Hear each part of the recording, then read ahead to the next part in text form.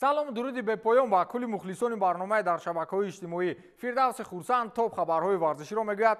оғоз мекунем. як су ноумедии мухлисони футболи тоҷик аз шикасти нанговар муқобили мунтахаби Узбекистон, сӯи дигар як су ноумедиҳо аз ояндаҳои футбол ки ба Тайланд шарафи кишварро ҳимоякунӣ рафтаанд. мисле ки орзуҳои чанд сол пеш ҳатто дар арафаи амалишавӣ нест. дирӯз дар доираи бозиҳои даври дуюми марҳилаи гурӯҳии ҷоми Осиё мунтахабҳои то 17 солаи Тоҷикистон ва Арабистони Саудӣ ба ҳам омаданд. дастаи мунтахаби наврасони Тоҷикистон ки шомили гурӯҳи С аст, бозии якуми худро дар мусобиқоти қаҳрамонии Осиё бо ҳамсолони худ аз Чин бо ҳисоби мусовии 1-1 анҷом дода буд. дирӯз мунтахаби Тоҷикистон бо Арабистони Саудӣ дар варзишгоҳи Чонбурӣ майдондорӣ кард. вохӯрии мунтахабҳо бо ҳисоби 2-0 бар суди мунтахаби Арабистони Саудӣ анҷом ёфт ва ҳар дуи голҳои дидорро Талал Ҳоҷӣ ба самар расонид. ёдовар мешавем ки дар бозии аввал Арабистони Саудӣ бо ҳисоби 2-0 муқобили Австралия зафар ёфт ва ҳоло бо касби 6 имтиёз садрнишин аст. дар бозии дигари гурӯҳ дирӯз Чин бо ҳисоби 3-5 аз Австралия мағлуб шуд. ҳамакнун дар даври охир футболбозони тоҷик муқобили Австралия андари майдони рақобат мешаванд ки тақдири роҳ ёфтан ба даври плей-офф онҷо ҳаллу фасл хоҳад шуд. Арабистони Саудӣ пеш аз муҳлат дар гурӯҳи мазкур ба даври плей-офф баромад, аммо дастае ки ба дарвозаи мунтахаби Чин 5 гол зад, мо муқобили ӯ чӣ гуна шонс дошта метавонем? бозии хуб карданд, натиҷа бад нест, ҳоло оянда нағз мешавад. бовар кунед дигар вақти чунин баҳонаҳо нест.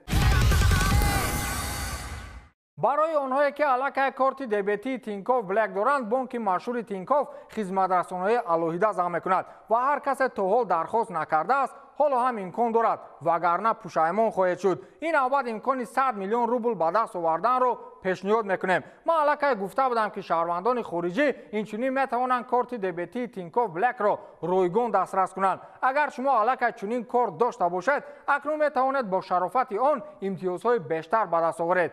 чӣ тавр дӯстонро даъват кардан? ба дӯстатон пайванди даъвати шахсии худро ирсол намуда тавсия диҳед ки то 3 июн Тинкофф Блэкро дархост кунад. шумо метавонед онро бо истифода аз пайванди дар тавсиф ё барномаи бонк созед. барои ҳар як дӯсти тавсияшуда ки истифодаи корти Тинкофф Блэкро оғоз мекунад, ба шумо кафолат дода мешавад ки 1000 рубл гиред ва имконияти будани яке аз ғолибон дар бозии бурднок бо фонди мукофотии 100 миллион рублро дошта бошед. дӯст низ бурд мекунад. бо дархости корт бо истифода аз пайванди шумо ӯ яке аз мукофотҳои кафолатнокро мегирад. масалан 100% кешбек дар гипермаркетҳои машҳур, бозорҳо ва нуқтаҳои фастфуд, 6 моҳи обунаи Яндекс Плюс ё 3 моҳи алоқаи Тинкофф Мобайл. илова бар ин бо истифода аз корти дархостшуда дӯст низ иштирокчии бозии бурднок бо фонди 100 миллион рубл мегардад. агар шумо то ҳол корти Тинкофф Блэк надошта бошед, метавонед бо истифода аз пайванди дар тавсиф буда кортро дархост кунед ва дӯстони худро низ даъват кунед. бо корти Тинкофф Блэк шумо метавонед бе комиссия ба Тоҷикистон, Узбекистон, Қирғизистон, Қазоқистон ва дигар кишварҳои иттиҳоди давлатҳои мустақил маблағ интиқол диҳед. то 20 000 рубл дар як моҳ бе комиссия бо рақами телефон ба Арманистон, Қирғизистон, Тоҷикистон ва Узбекистон, Қазоқистон. бештар 1% аз маблағи интиқол. интиқолҳо метавонанд бевосита дар дохили барнома анҷом дода шаванд. дар он ҷо шумо инчунин хоҳед дид ки чӣ қадар пул ба қабулкунанда бо пули миллӣ бе комиссияи пинҳонӣ меояд. қабулкунанда метавонад дарҳол пулро бе рафтан ба бонк истифода барад. дӯстонатонро ба дархости корти Тинкофф Блэк даъват кунед. тӯҳфаҳои кафолатнок гиред ва имконияти ғолибиятро дар бозии бурднок бо фонди мукофотии 100 миллион рубл ба даст оваред. билохира Эдуард Менди баъди мавсими нобарор бо пираҳани Челси аз гузаришаш ба дастаи дигар эълон кард. ин ҳам дар ҳоле аст ки Менди дар ин мавсим ҳамагӣ 10 маротиба ба майдон баромад ва шумораи 14 гол ба дарвозаи худ сар дод. чизи дигар ин аст ки Челси дигарбора хатти дарвозаро ба дарвозабони испанӣ Кепа Арисабалага бовар намуд ва Менди бо баҳонаи осеб дигар аз рақобат бо Арисабалага пурра берун шуд. ин аст ки баъди ба шикор баромадани дастаҳои арабӣ ҳаминак Эдуард Менди тӯҳмаи навбатии шайхҳои араб дар симои раҳбарияти дастаи Ал-Аҳлӣ гардид. имрӯз чунин хабар нашр шуд ки дарвозабони мунтахаби Сенегал ва Челси Эдуард Менди расман ба дастаи Ал-Аҳлӣ гузариш мекунад. дар ин бора Фабрицио Романо хабар додааст. гуфта мешавад ки Менди бо дастаи Ал-Аҳлӣ шартномаи 3 соларо ба тасвиб мерасонад. бояд тазаккур дод ки гуфтушунидҳо бо Челсии Лондон дар марҳилаи ниҳоӣ идома доранд. ёдовар мешавем ки қаблан Челси ба Интер иваз кардани Мендиро бо Онано пешниҳод карда буд, вале тарафайн билохира ба мувофиқа нарасиданд. Эдуард Менди ҳам ба мақоли сари зулфи ту нашуд, сари зулфи дигаре пешниҳоди пулдорони арабиро интихоб кард. ба фикрам Давид де Геа билохира ҳис кард ки ҳоло Манчестер Юнайтед барои ҷоизаҳои бузурги аврупоӣ аз қабили Лигаи Чемпионҳо ва Премер-лигаи Англия омода нест. аз ин рӯ ду пой дар як мӯза ба пешниҳоди тамдиди шартнома бо ин даста худдорӣ мекунад. бошгоҳи Манчестер Юнайтед дар сомонаи расмии хеш рӯйхати бозигаронеро нашр кард ки дар мавсими оянда дар сафи тими англисӣ баромад мекунанд. дар ин рӯйхат барои номи дарвозабони асосии даста Давид де Геа ҷой намонд, чун шартномаи ин футболбоз бо Манчестер Юнайтед охири моҳи июн анҷом меёбад. бошгоҳ хабар дод ки бо дарвозабони испанӣ оиди тамдидкунии шартнома гуфтушунидҳоро идома медиҳад, вале ба иттилои инсайдерҳои футболӣ Давид де Геа хоҳиши бозӣ дар дастаҳои рақобатпазирро дорад. де Геа дар сафи Манчестер Юнайтед аз соли 2011 баромад мекунад. пештар аз ин дарвозабони испанӣ танҳо дар сафи Атлетикои Мадрид бозӣ мекард ва феълан яке аз садоқатмандтарин футболбозони дастаи МЮ ба ҳисоб мерафт ки ҳаминак дар ҳоли анҷомёбист. дар мавсими қаблӣ дарвозабони 32-сола 58 бозӣ дар ҳамаи мусобиқаҳои Манчестер Юнайтед гузаронида 61 гол ба дарвозааш сар дод ва 25 маротибаи дигар бозиҳоро бидуни сар додани гол ҷамъбаст намуд. ман 100% бовар дорам де Геа аз рӯи асоситарин душмани худ Харри Магуайр дастаи МЮ-ро тарк мекунад. бовар кунед аз ҳамон 61 голи ба дарвозаи худ сар дода 51 тоаш бо кӯмаки Магуайр ба миён омадааст.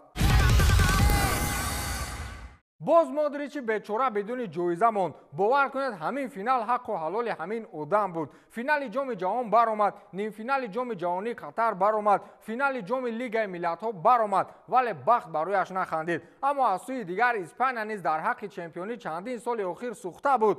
мунтахаби Испания дар финали Лигаи Миллатҳои УЕФА Хорватияро дар марҳилаи пеналти шикаст дод. испаниҳо бори аввал пас аз соли 2012 ба гирифтани ҷоиза даст ёфтанд ва рекорди дигари ин мусобиқа дар он буд ки ҳимоятгари тими Севилия ва мунтахаби Испания Хесус Навас дар таърих аввалин бозигаре шуд ки дар ҳайати тими миллӣ 3 ҷоизаи байналмилалӣ ба даст овард. дар ин бора рӯзноманигор Педро Мартин хабар додааст. Навас дар ҳайати мунтахаби Испания унвони қаҳрамониро дар Лигаи Миллатҳо, чемпионати Аврупо ва ҷоми ҷаҳон ба даст овард. ин нишондоди рекордӣ барои футболбози испанӣ маҳсуб мешавад ки ба қавле аз замонҳои қадим бо пираҳани Испания майдондорӣ мекунад. бовар кунед ҳамдастаҳои ӯ аз қабили Пуйол, Торрес ва Давид Вилла мурданд чум.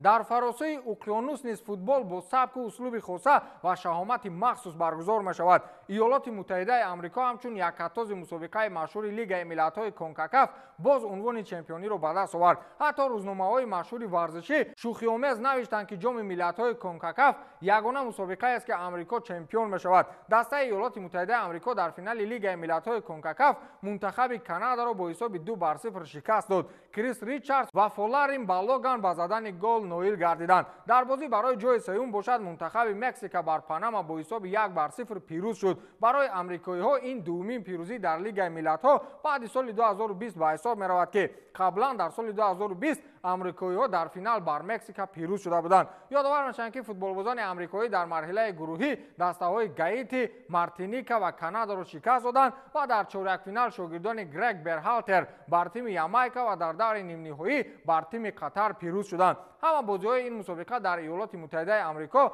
ва вохӯрии ниҳоӣ дар Лас Вегас баргузор шуд. мунтахаби амрико барои 12-умин бор дар таърихи худ ғолиби ин мусобиқа гардид ва исми худро ҳамчун рекордсмен дар ин рақобатҳо сабт намуд. ба ҳамин тамом, то дидори навбатӣ, хайр.